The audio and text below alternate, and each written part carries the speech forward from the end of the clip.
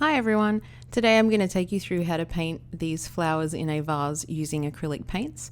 This one I designed with beginners in mind, so if you've been hesitant to pick up a brush at this point because you feel like your skill set isn't quite where it should be to be able to produce a painting, I am here to tell you that anyone can paint, and this is a lovely first step to do that.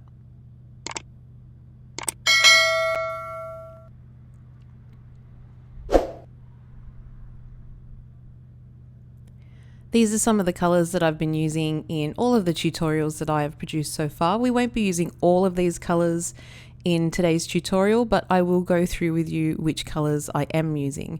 There's lots of different brushes here. We will be using mostly a flat brush for this one and perhaps a round brush with a pointed tip. You won't need any painter's tape or any of the other equipment for this one. This one should be nice and simple. You'll also need 2 cups of clean water. That's to make sure that we keep our brushes nice and clean. The first thing I've done here is I'm going to start sketching, and I have done a preliminary sketch which I have erased and just to show you what I did. The first thing I did was create, I guess, sort of a smile or a very low U shape towards the bottom of the canvas, which is the bottom of our vase. Then I used a ruler to rule lines upwards. It depends on how big your canvas is. My vase is probably about 10 centimeters or 3 inches high. Then I closed it in using those diagonal lines and creating 2 short little lines for the neck. And then right up the top, I have created 2 oval shapes. So the first oval shape is a little bit bigger, and that's the lip of the vase. And then the second oval shape is inside that. And you can see that that oval shape is a bit higher because we have the front of the lip which is closer to us, which is bigger, and the back of the lip, which is further away from us. I'm rolling in some lines for the floorboards or for the table underneath the vase, and we're just going to use those as a guide so that when we put our paint on the canvas, we know which direction to move the paint so that it creates that perspective. Now I am sketching in the stems of the flowers. Yours do not have to look exactly like mine. We just want big sweeping stems from the bottom of the vase all the way out, and we want them on either side. Those 2 on the outside, so those 2 stems on the outside are going to have different flowers, and then in the center we're going to have 2 bigger flowers.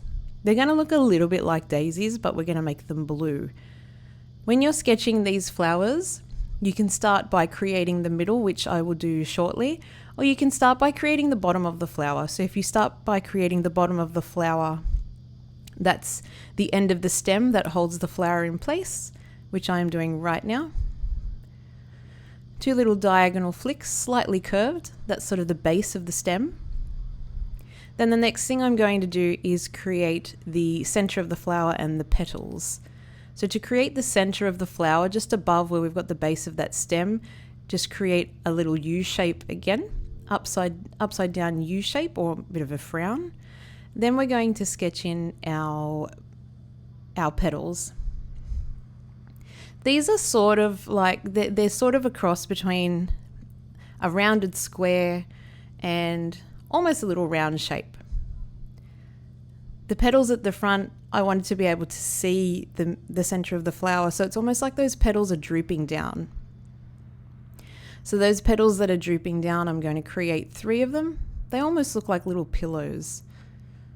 We want some of them to cross over so we can see that the petals are touching each other, and the front ones should be large, and then at the back we want them to look a little bit smaller, and they kind of look a little bit like the center of our flower, but they sort of connect together. So just little U shapes.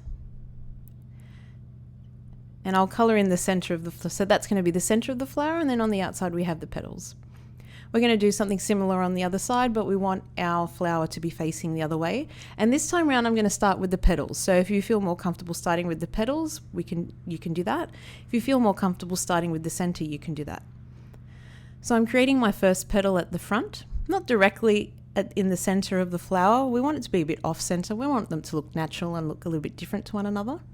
So creating that U shape. Now creating another U shape that looks connected to that petal. And then just to give us a guide, this is the center of the flower. So again, using that upside down U shape, then rounding off our petal so it looks like it's connected to the center of the flower. Then once we've sketched in the rest of these petals, then we'll actually start painting. We don't need to sketch in the other flowers because we're going to use a tool to create those later, and I'll talk about that when we get there. So those front petals should look a little bit almost like a sort of soft square or a squished sort of square, and the bottom of the petal should be wider than the top of the petal. And the front petals are the largest, the ones that are in front of us. And then these petals at the back, we can just see the tops of them. So just rounding them out, looking very similar to the center of our flower. And there we've got our two flowers as a guideline, and that's the center of the flower there. I have put some burnt umber on my flat brush, as well as some white. So I've dipped the left side of my brush with the burnt umber and then the right side with the white. And I'm just going to create some alternating colors here. And we want them to blend together a little bit. It will give us that effect that there are some wood panels. You can see that I've flipped my brush over so that the white touches the white. I wanted the white to be on the edges of the wood panels. That's the highlights where the light is hitting. But we also want it to blend in a little bit as well. You can see me flipping my brush so that that first wood panel, the white is on the right, the white is on the right side, and then I flipped it over so that the white is on the left side, so they meet in the middle. I'm doing the same thing again. I wanted the white to be on the edges, just so we can see some variation in the burnt umber and the white. You don't want to overwork it, because if you keep going over it and over it, you'll lose those lovely streaky effects that look like those wood panels. So just to give you a guide, wherever you've drawn those white markings, which was our guide for the floorboards, that's where you want your white paint to be. So if you have a look at what I'm doing, the burnt umber is sort of sitting in the middle of those panels, and as we get closer to those white lines that we ruled in as a guideline, then that's where I wanted the white color to be. You can absolutely leave some of the black background poking through, because it does sort of contribute to the effect of being wood panels.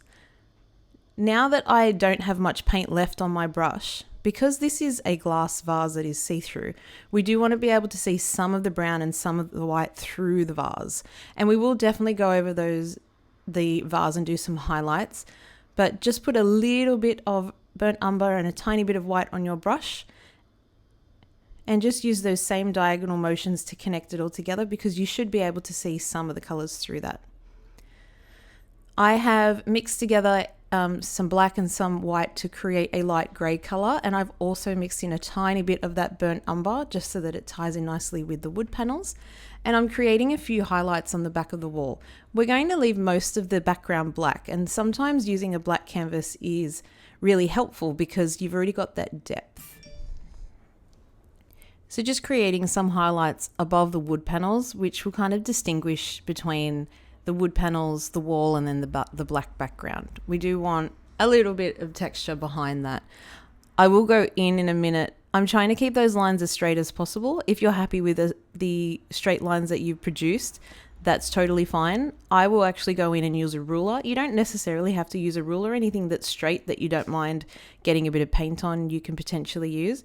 So I've gone left and right or horizontally with my brush, and then I've gone in and done some little vertical strokes just to kind of give us a bit more texture of the wall behind.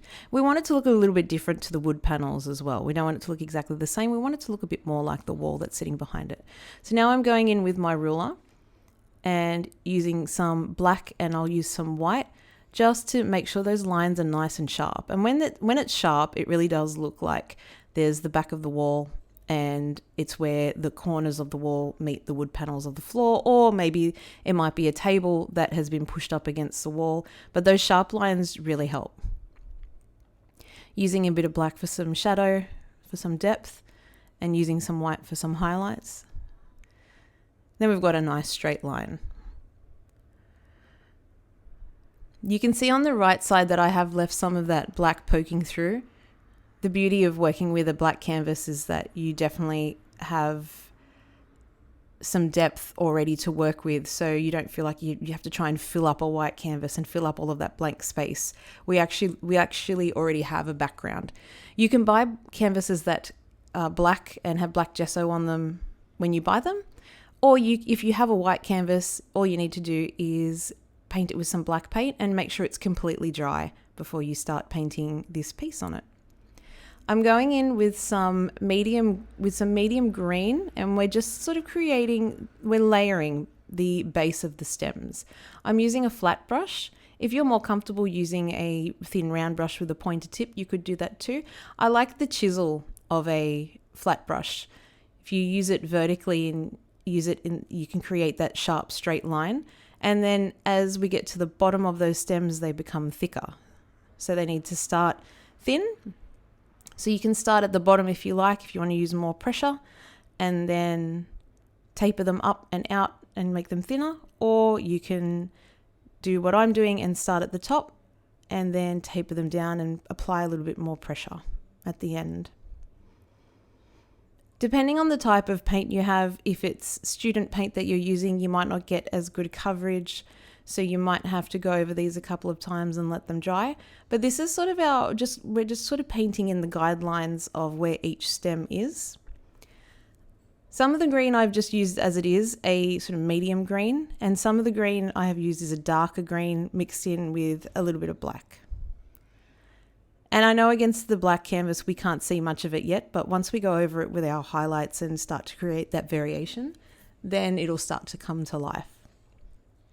This is just to sort of get rid of the guidelines that we penciled in before and block everything with the colours that we want. Now I'm colouring in the leaves. Your leaves don't have to be perfect, they don't have to look the same, and they certainly don't have to look exactly the same as mine. But this is just all the basics, because after this we're going to start layering. If you want to let your paint dry completely and go over it with a second layer, depending on how thick your paints are. If you're using a heavy bodied acrylic, they tend to be thicker and will give you more coverage immediately, especially on a dark background. If the paints you're using are thinner, you might need to lay them a little bit more, and that's okay.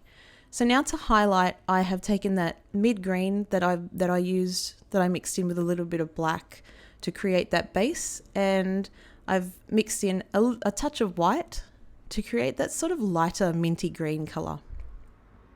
And I'm trying to stick to one side. I'm putting the highlights at the top of each stem, because that's where I think the light would come from. We'd probably see more light at the top of the stem than the bottom. And this will start to bring those stems to life, especially that nice minty green against the dark canvas and against the dark wood panels. As you're going over your stems, some should be in the foreground. So that center one is in the foreground. You can see the entire stem. Then some of them, as I've gone over them, I've made it look like that they are at the back. So as you are painting in those stems, just think about which flowers are in the foreground, which flowers are in the midground, and which ones are in the background. Definitely doesn't have to be exactly the same as mine, but it just makes them look a little bit more realistic if we can see the different layers of where each flower and each stem is sitting. Now I'm using that exact same green to create highlights on the leaves. I am creating highlights on the left side of each leaf. Still using my flat brush.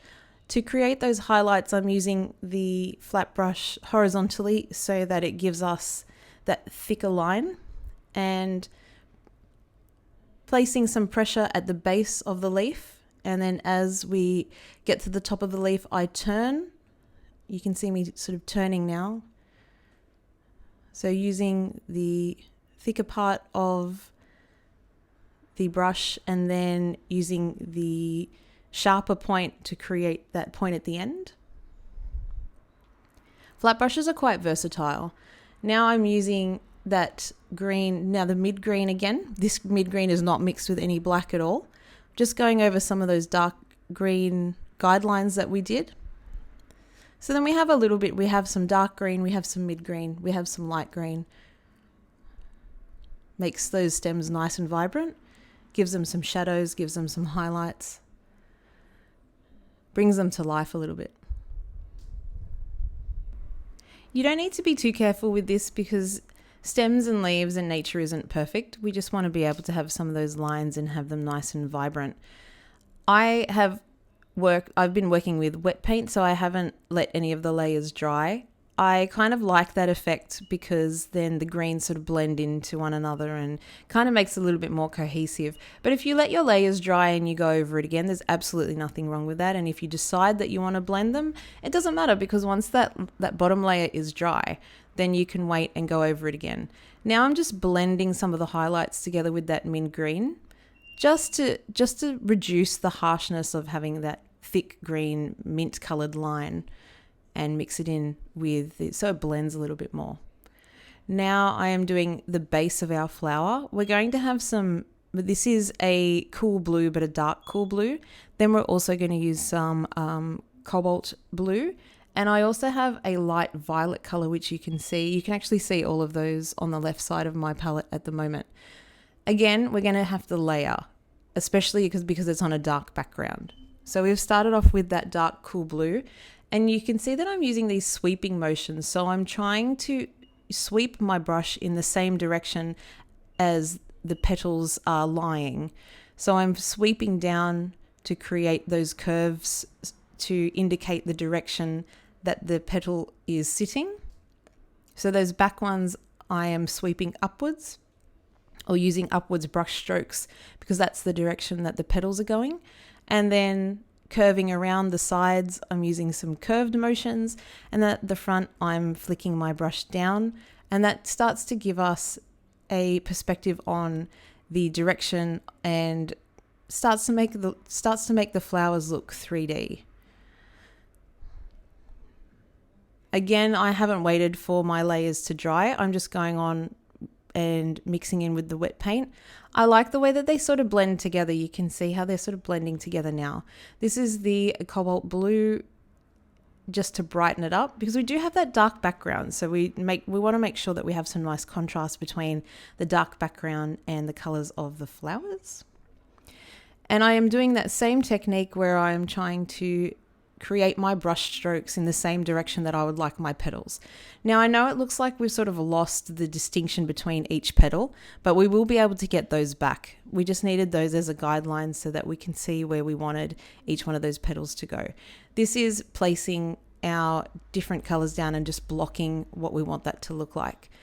And that's why we are creating the depth with that darker cool blue and then some of the highlights with the cobalt blue, and then going over with our violet color. Now you can see here I'm using some sweeping motions to start creating more distinction where each one of those petals will go. So at the back I've started to use sweeping motions with that light purple lilac color. I'm putting those distinct lines back in. Now I'm using the darker shade of blue, and we want the middle of the flower to be the darkest, and then we want the outer parts of the petal to be the lightest. Those are the parts that are getting the most light. Take your time with this. These are the flowers that will probably take you the longest because the other flowers that we do, we're going to use a tool or a sponge to help us do that. And it's a fairly simple technique. And if you don't have those sponges, you can certainly use other things around your house to create those shapes. So you can see here now what I'm doing is I'm using the flat brush. Instead of just sweeping down or sweeping up with the general direction, I've used my brush and I've created horizontal strokes for each petal where we had it before. So I've used those strokes on. If you look at the right flower, look at those petals at the front. I have swept from right to left. I'm left-handed, so I feel more comfortable swiping from right to left. If you're right-handed, it might be the other way around.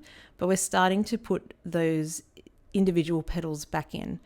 Now, as a base coat here, I'm using some burnt umber mixed with some cool yellow, and you can see that on my palette on the right. This is a base coat.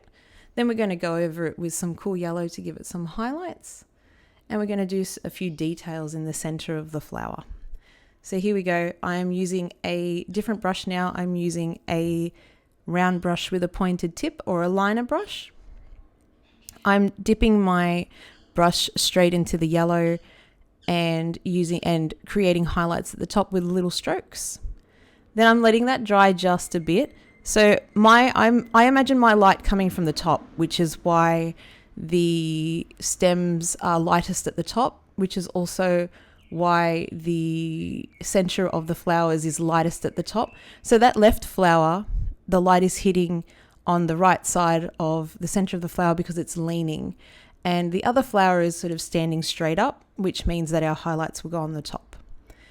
Just using my cobalt blue to brighten up those highlights, and you can see I've tried to leave some of the depth of that dark cool blue.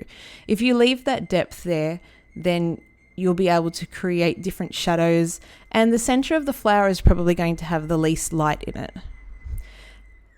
Using those up and down motions for the cobalt blue to create the direction that the petals have grown in and the way the petals are falling. Now just using some left and right strokes with that lilac color, and that way each of those is blended nicely, and we have those highlights, we have that beautiful vibrant blue, and then we have that depth with the darker blue. Mine is taking a little bit of layering. I'm using thinner paints today. So those layers are taking a little bit longer to create, just because I want that vibrant color and I want to make sure they're all blended, and we want to be able to see all of those 3 different beautiful shades of blue that we're using. So it will depend on what your paints look like. I'm trying to leave each petal, so the dividing line between each petal will have shadows in it because that's where the least light hits. So that's why I've tried to leave those darker. Now I've flipped my brush over and I'm using the end of my brush and dipping it straight into the yellow paint and just dotting on some detailed highlights in the center of each one of those flowers. This is an easy technique and pretty fun to do. All you need to do is dip your brush in and then create some dots, and it's pretty effective. And we've got that mix of burnt umber with the cool yellow, so it really makes the yellow pop. And the last thing I've done is using my flat brush, just going in right at the bottom to create a few highlights, not as bright as the top because we need some distinction between where the light is hitting, and I don't want to lose all those little dots, those little details that we've done, but just to create a contrast between that black background because burnt umber is quite dark. A few final touches on my flower petals. Then we're going to move to these other stems. These other stems need some love and attention. Now I'm going to use a little round sponge. You can see it on the left there. It's a little round sponge, and I have them in different sizes, and it's attached to a stick that you can use as a handle. If you don't have these, if you could potentially use a small bottle top or anything that's round and flat that's a similar shape. It doesn't have to be that particular sponge. That sponge creates this nice blending effect that I'm doing now. So all I've done is I have used a dark violet color, a magenta, and white, and I have dipped each corner of that round sponge in each one of those colors, and then I am pressing down on the canvas and doing a little twist with my hand, and it creates this really lovely effect. You can actually buy these at most art and craft stores, and the ones I bought were quite cheap. They were not expensive at all. So if you are thinking of taking up painting as a hobby and you want a tool that can be really helpful and create some really lovely effects, this is one that I recommend. If you have any questions about where I bought them from or how much they were or anything, let me know in the comments section, or you can find me on Instagram at LexiCroftArt. Now I'm using a smaller sponge, say the exact same sponge, just smaller, and instead of dipping it into the violet, the magenta and the white, I'm just using the magenta and the white to create a different effect. And I'm filling in some of those gaps from the bigger ones. Again, I dipped half of my sponge into the white, half of my sponge into the magenta, and then I'm pressing down lightly and then twisting the handle, and it creates this lovely blended effect. So I'm going to use 3 different sizes of this sponge. I have 3 different sizes. I started with the larger one because I wanted that to be the background. Then I'm going in with the medium one, and now I'm using the smallest sponge. And I have dipped half of that sponge into that light lilac violet color and half into white, and just going over and filling in some of those gaps again. Now you want to make sure you can see all 3 layers. So try not to overdo it and try to make sure that you are able to see all 3 of those, but you can just dot them wherever you like. So you can see me making some decisions and saying, where's some black space that I would like to fill up, and where do I want to make sure that I can still see my background? Now that my flowers are dry, the paint's a little bit tacky, which means we can blend a little bit easier because I'm using thinner paints today. So I'm just making sure that that shadow is nice and distinct. I want to make sure that the cobalt blue is nice and vibrant. And then I just want to make sure that we have those highlights on the end, because those final touches are the things that really bring your painting to life. And I want each petal to look like an individual petal as well, so that they're not blended in too much together and we can see each one. Instead of using my flat brush, I'm using my liner brush. It's a round brush with a pointed tip. It's just so that it's a little bit more accurate and I have a bit more control over where I would like the paint to go. So I'm loading up my brush. You can see me just having a look there. Loading up my brush and still using those same sweeping motions of the directions that I want the petals to be sitting. Just making sure that everything's really vibrant. Vibrant, complete with all of those little details. The last thing we will do, which we will do in just a minute, is do the highlights on our vase, which really I think finishes off the painting.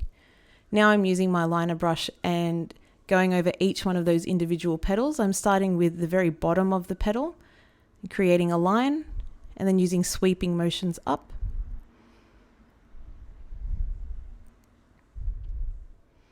You can see how as I've layered, it's started to become more and more vibrant as we've gone in with each layer.